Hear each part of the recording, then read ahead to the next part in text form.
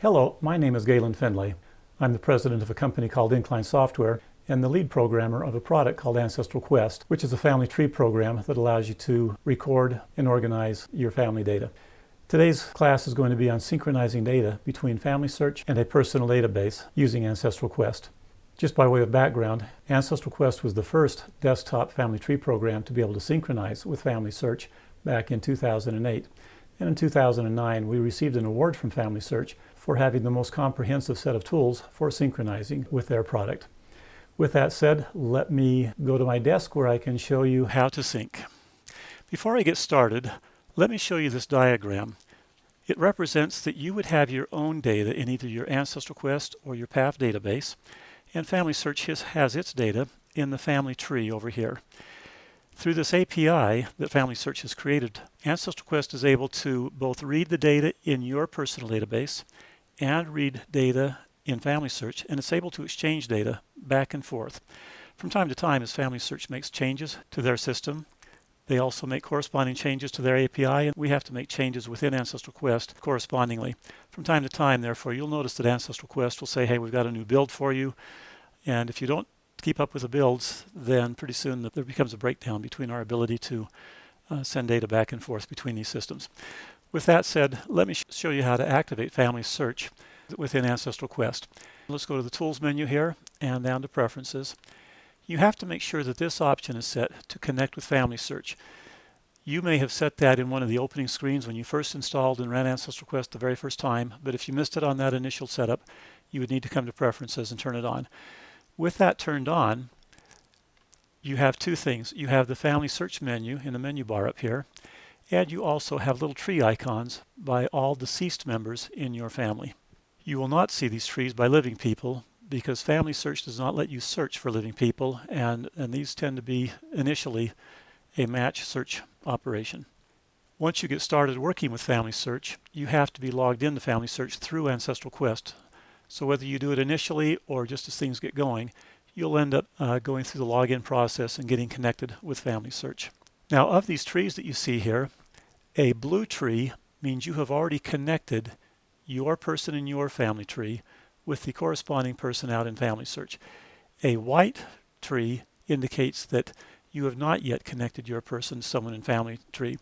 Family Tree may have that person, you just haven't found out who they are, or they may not even have the person, in which case you could upload your person to FamilySearch. These trees also act as buttons.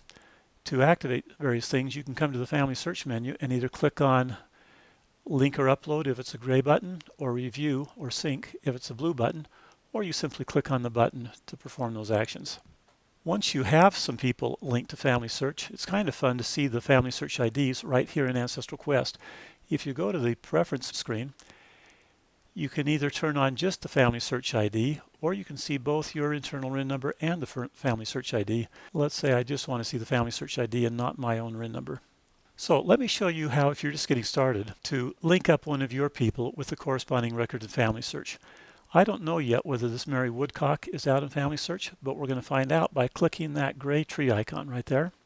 And in this case, FamilySearch can't find an exact match, so we'll go to a search. Ancestral Quest will fill in the data from your database here. We'll perform a search on FamilySearch. And FamilySearch has returned a few possibilities for us. Let me stretch this out a little bit so I can see more details. Let's try the first option, which is usually the most likely. And now what we want to do is quickly compare the data in our database with the data out in FamilySearch and see if it looks like the same person. I'm looking at birth information, looks about the same. Death looks the same. And if I scroll down to the family, it looks like probably the same spouse, same parents. If I wanted, I could click these expander buttons to see the rest of the family and really verify that the person in my database matches up with the person in FamilySearch. If I decide that this is the same person, I click this Mark as Same button, and it now marks that record as being the same. If I scan through all these records and I can't find my person, you can click on these records one at a time to have Ancestral Quest load the FamilySearch data into this side where you can compare it in more detail. If you find more than one person who seems to be your person, and so you mark two of them, this button will change from saying Add to FamilySearch to Merge. And that will allow you to merge the two records in FamilySearch so that you end up linking your record to the merged person in FamilySearch. Or if you can't find your person at all out here in FamilySearch, then you simply click on Add to FamilySearch and that will upload your record to FamilySearch. In this case, I think we found her. This top record looked like her. We're going to mark it as the same. And now I can link that record. Typically, I prefer to do a link only and later go into do manual syncing. So I'm going to proceed. What that did, that just copied the FamilySearch ID into this record. So in the future, Ancestral Quest knows who it is without having to go through the process of doing the match again. That's what we mean by a link. We've now recorded who that person in FamilySearch is. Now, once we have linked a person, I'm going to use Hugh Findlay, my great-great-grandfather, as an example. You can click on a blue tree icon to review the information in your database on the left, side by side with the information on the right from FamilySearch. Let me stretch this screen out a little bigger here.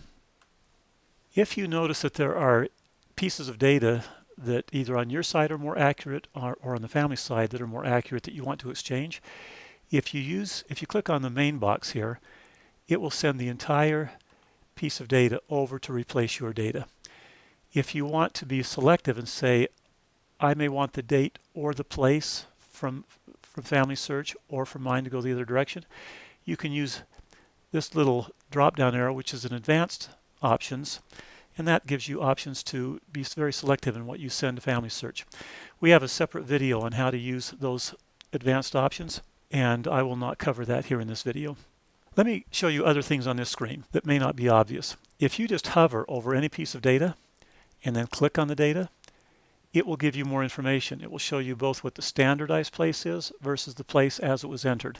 It can show you a history of who has made the changes to that data and a list of all the sources, at least when it comes to the standard events of birth, christening, death, and burial. You'll see the sources down here. If you decide that a particular piece of information out in FamilySearch is not accurate, you can actually come here and delete that item right off of FamilySearch.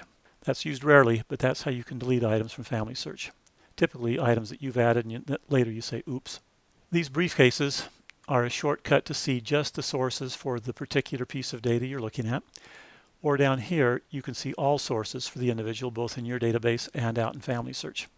Let me point out that the bottom buttons are all items that work both on your data and on the FamilySearch data simultaneously. We have up here this set of links. We call this our link bar. And items up here are things that only happen to the FamilySearch data. So for example, you could click this link and that would actually take you out to the FamilySearch website where you'd be looking at this particular person. And sometimes that's helpful to see how it's shown in FamilySearch compared with how it's shown here in Ancestral Quest. If you click this link, it can go do a quick look to see if there's any possible duplicates. This link would show you any discussions going on for this person out in FamilySearch.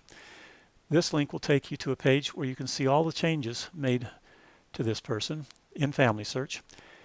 And if you're the only person that has added information on this person, let's say you added an ancestor and later you said, oops, I didn't mean to add that, you could come here and actually delete that person back off of FamilySearch.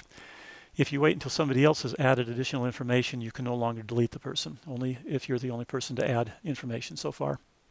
Down here in the menu area, let me first start with this. You can see here that we have 6 sources in our database and we have 102 sources out in FamilySearch.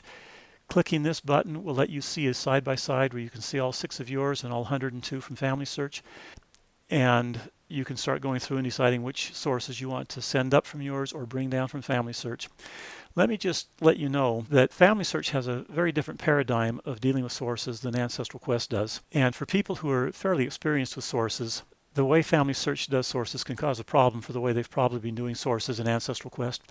We have a separate video that talks about the advanced handling of sources between FamilySearch and Ancestral Quest that goes into a lot of detail of best practices to manipulate the sources back and forth.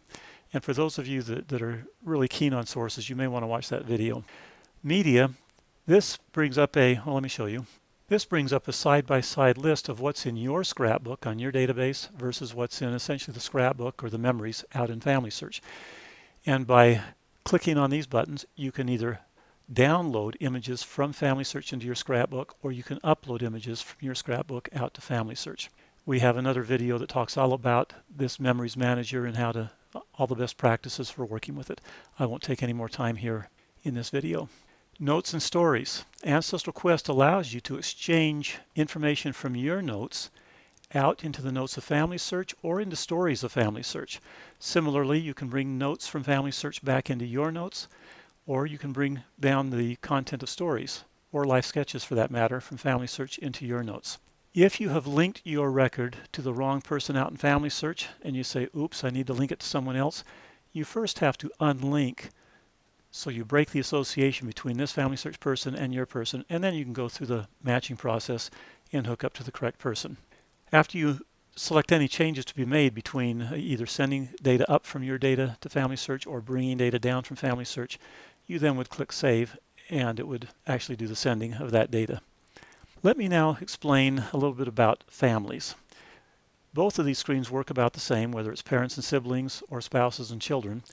In the case of Hugh Finley, for the example of this class, let me work on spouses and children. The first thing you want to do typically when you get out here is, first of all, Ancestral Quest has these merge buttons down here. When you first open up this screen and you see potentially lots of families, look for duplication out here. If you see the same spouse duplicated or the same parents duplicated, you may want to use the appropriate merge button to combine duplicate spouses or duplicate parents. Once that's done, you need to make sure your families are lined up. In this case, that family's lined up. In this case, either I've got a spouse that FamilySearch doesn't, and maybe they have a spouse I don't, or they're just not lined up because of misspellings. I'm noticing we've spelled rat right different here. If you'll click this button with the up-down arrow, that allows you to say, yes, this Isabella is in my database, and of the various spouses, it's this one, and so I want those to be lined up. That lines up this Isabella with this Isabella, even though the spellings aren't matched exactly. Now that I have my families lined up, there are various ways to drill down. The default of Ancestral Quest is to expand all data.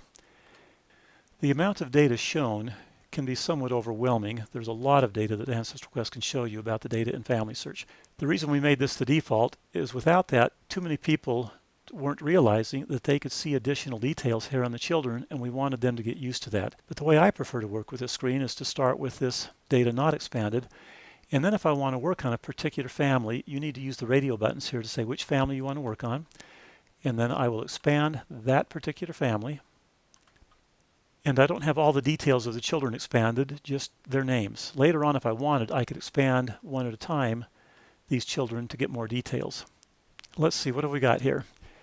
When you first start with a family, if your spouse is not yet linked, you will not see options to do anything else with the family. You'll see the list of children, but you won't see the boxes to take action.